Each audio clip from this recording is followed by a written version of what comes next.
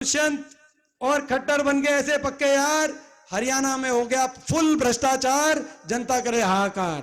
5100 की पेंशन का समझौता नहीं था, हरियाणा को डबल इंजन से लूटने का समझौता था, भ्रष्टाचार की फाइलों को बंद कराने का समझौता था। कहना चाहता हूं बीजेपी वालों को, आपने मुख्यमंत्री भी बदल दिया, आपने उप मुख्यमंत्री भी बदल दिए, अब चेहरे क्या बदलोगे?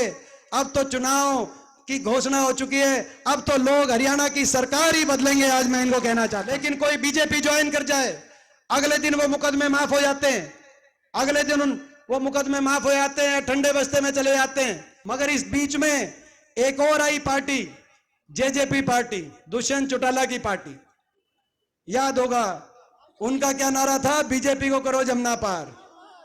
एक कहता था 75 पार, दूसरा कहता था बीजेपी को करो जमना पार। इलेक्शन होते ही दोनों बन गए पक्के यार।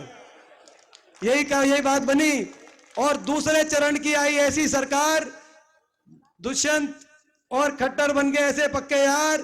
हरियाणा में हो गया फुल भ्रष्टाचार, जनता करे हाहाकार। 5 साल निकाल दिए। अब देखना दुष्यंत चौटाला को मैं चुनौती उनको दी है, उनकी पार्टी को, जो उन्होंने बीजेपी खिलाफ वोट ली थी।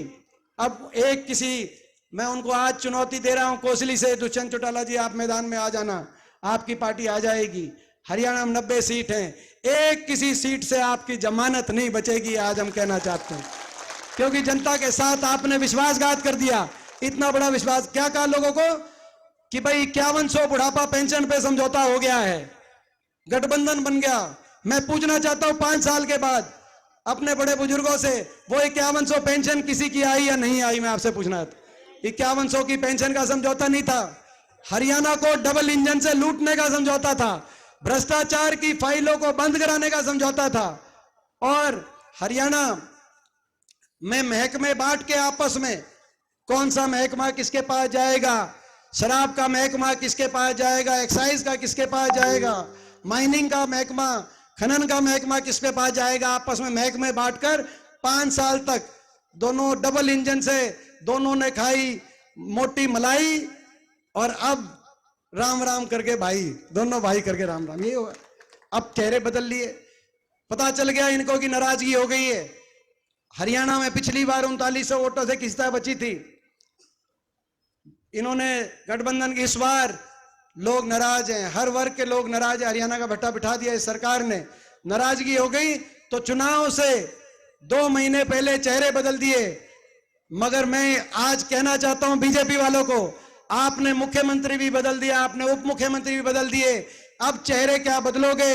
अब तो चुनाव की घोषणा हो चुकी है, अब तो लोग हरियाणा की सरकार ही बदलेंगे। आज मैं इनको कहना चाहता हूं। अब क्या की हत्या करने की बात आप कर रहे हो? देश के सभी जो भी विपक्ष में है उनको आप निशाने पे लेने की बात कर रहे हो। ये आप देश की लोकतंत्र की भी, हम ये लड़ाई लड़ रहे हैं देश के लोकतंत्र को। आज मैं देख रहा हूं केंद्रीय जांच एजेंसियां, केवल विपक्ष में कोई भी है, कोई भी नेता पूरे देश में विपक्ष में, उनको केंद्रीय जांच एजेंसियों के उन पर मुकदमे बनते हैं और उनको जेलों में डालने का काम ये सरकार कर रही है। लेकिन कोई बीजेपी ज्वाइन कर जाए, अगले दिन वो मुकदमे माफ हो जाते हैं, अगले दिन वो मुकदमे माफ हो जाते हैं, ठंडे बस्ते में चले जाते हैं। ये भ्रष्टाचार का कौन सा स्वरूप है? बड़े बड़े मुकदमे बने। एक कुलदीप बिश्नोई हमारे विधायक थे, कांग्रेस में थे पहले, आदमपुर से, राज्यसभा में आपकी वोट डाल दी, बीजेपी ज्वाइन हो गए।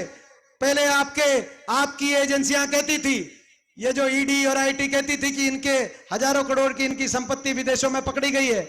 जब से वो बीजेपी में ज्वाइन हुए हैं, उनके मुकदमे कौन से ठंडे बस्ते में गए हैं ये पता ही नहीं चल रहा। कहीं महाराष्ट्र में अजीत पवार, कहीं नारायण राणे, बड़े बड़े घोटालों के जो अपना जिनके नाम चल रहे थे।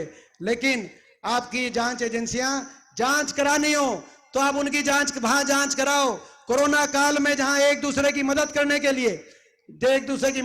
के लिए लोग अपने जेब से भी खर्च रहे थे, उस समय वैक्सीन बनाने वाली कंपनी से बीजेपी ने करोड़ों रुपए का चंदा लिया और उसके चंदा लेने के 12 दिन के बाद उसको वैक्सीन की उसकी परमिट कराई और देश में उनको अपने जो मन चाहे भाव के अंदर वैक्सीन लगवाने की जो इजाजत दी। क्यों आपने लिया चंदा? वैक्सीन की कंपनी को आपको चंदा देने की क्यों जरूरत हुई और आपने चंदा क्यों लिया? बीजेपी को अगर जांच करानी है तो ऐसे विषयों का जांच करानी चाहिए। मगर ये तो मैं समझता हूं कि आज इनका अहंकार और इनका घमंड, तो भाई इनका अहंकार इनका घमंड भी बीजेपी का भी कुछ कम करना जरूरी है। मैं आप सबसे पूछना चाहता हूं, इनका घमंड इनका अहंकार थोड़ा कम करोगे कि नहीं करोगे? मैं आप सबसे पूछना है।